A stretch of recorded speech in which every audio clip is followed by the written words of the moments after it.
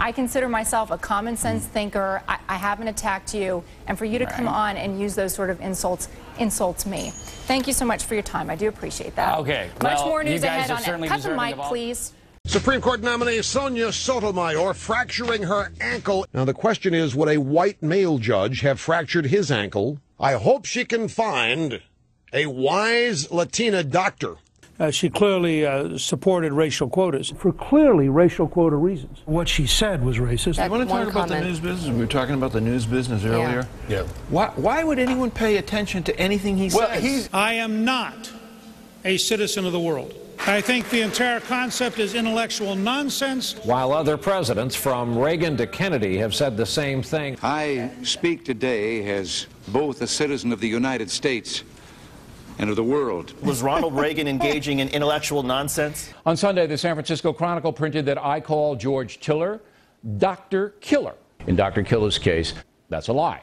Shep Smith at Fox News. Here, play audio soundbite number 9. The email, to me, has become more and more frightening. And they are out there. I mean, out there in a scary place. For liberals to now claim that the atmosphere is somehow more violently anti-Obama is simply preposterous.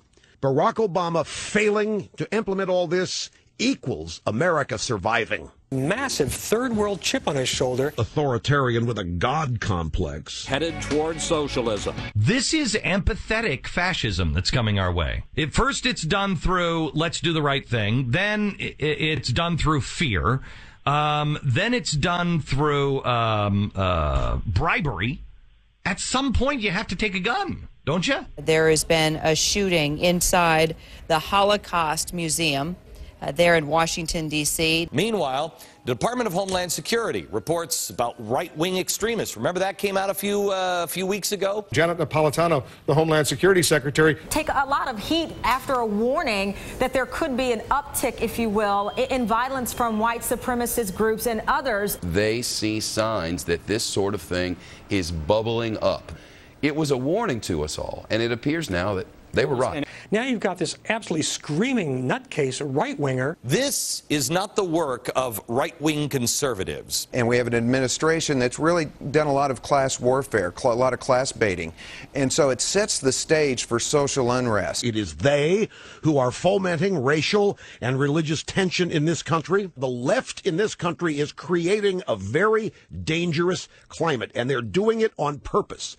This president thrives and needs chaos and unrest. I'm not stirring the pot. I am pointing out that the pot is boiling and there is trouble in America. There is going to be a witch hunt, I believe, in this country and quite possibly all around the world for two groups. First group, Jews. Second group, I think, conservatives. Are they being motivated to move by right-wing pronouncements like he's dangerous? He's a socialist, he's a Muslim, and he isn't even a U.S. citizen. Vigilante and militia-style rhetoric has become a cornerstone of the movement and certainly of conservative media. And there are consequences and responsibilities when you sort of broadcast that hate 24/7. This guy is a leftist. Was the alleged shooter a man of the left? Look at some of the causes that James Arm Brune has associated himself with.